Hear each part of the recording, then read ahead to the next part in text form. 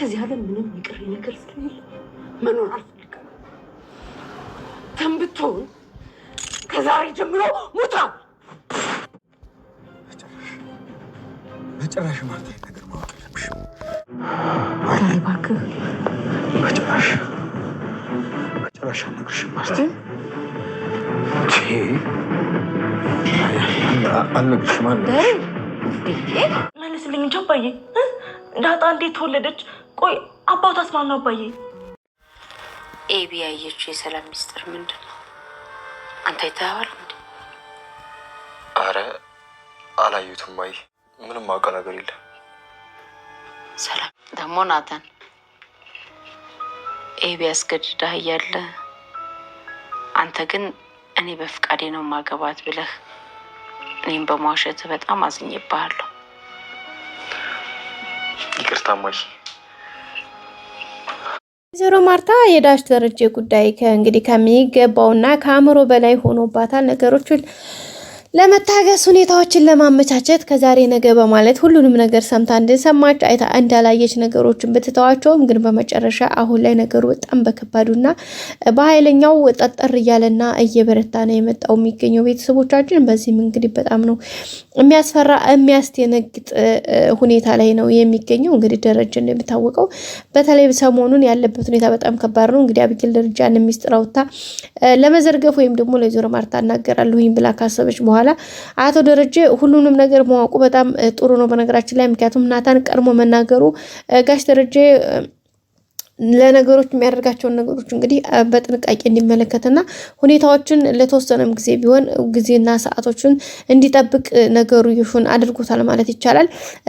እንደሚታወቀው እንግዲህ መጀመሪያ ላይ ያው የአብይል ደብዳቤውን ወስዳ ይሄ ሚስጥር ስታየው ናታን ያው በሚችለው ነገር ቀን ለማራዘም የሚችለውን ያክል አድርጓል።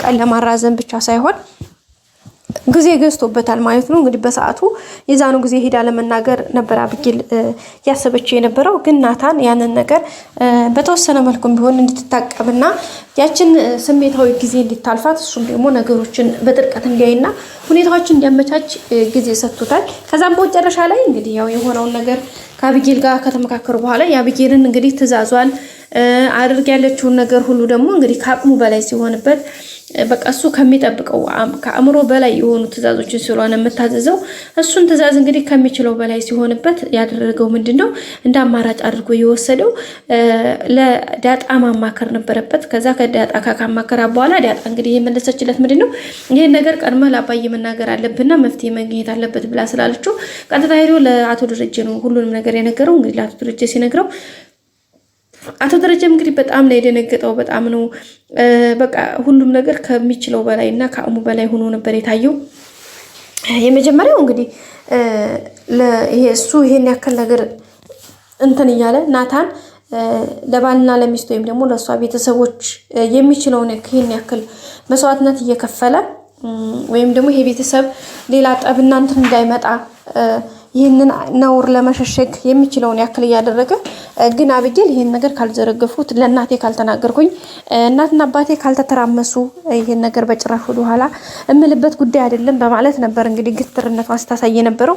የመጀመሪያው እሱ ነው። ሁለተኛው ደግሞ ናታንን ካላገባኝ ይሄን ነገር እንደዛ አድርገዋለሁ እያለች እሱ እንደማስፈራሪያ መያዟ።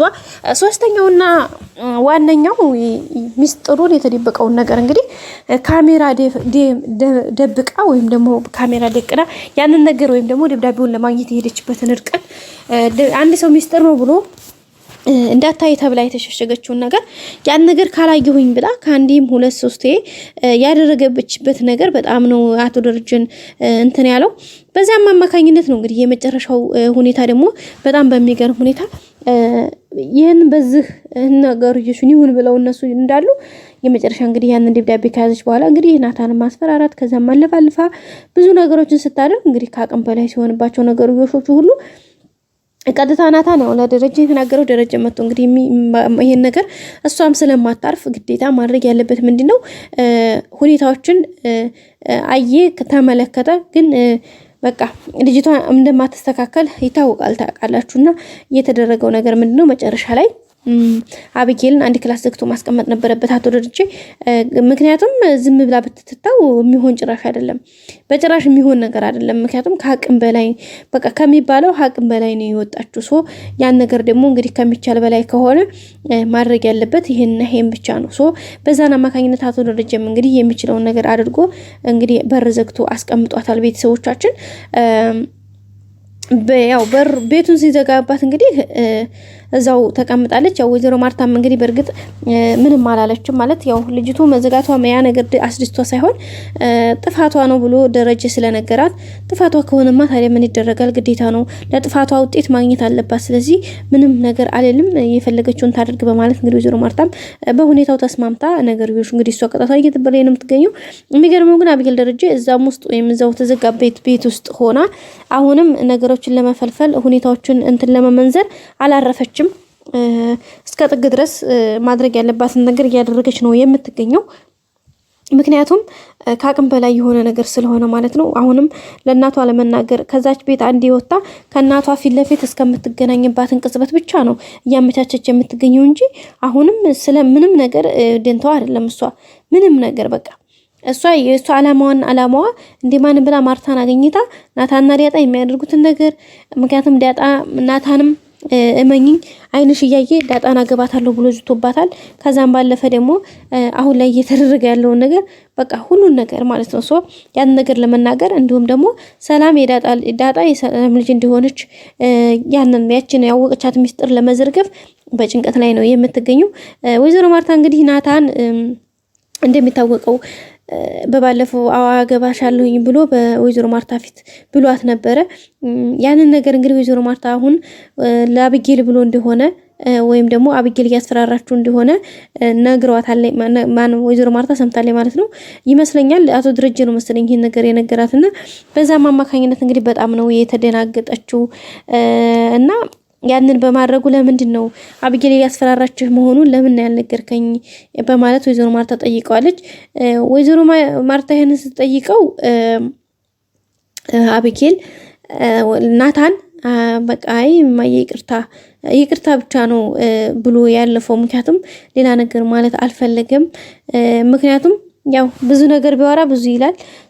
ስለ ሰላም የጻፈችውን ደብዳቤ አብጌል ዳጣ እንዳየችውም ሰምታለችና ዳጣ ምንድን ነው ያየችው ደብዳቤ ወይም ደግሞ ለዳጣ የተሰጠው ደብዳቤ አብጌል ያነበበችው ደብዳቤ ምንድነው ናታን ስትለው ወይዘሮ ማርታ አረም ያልሰማሁም ማለት አላየሁትም ብሎ ነው እንግዲህ እንትናለት። በነገራችን ላይ ወይዘሮ ማርታም ጠርጥራለች። አሁን በተለይ የሰላም የረገዘችው ልጅ የደረጀ እንደሆነ ምንም ጥያቄ የለውም ጠርጥራለች ማለት ነው።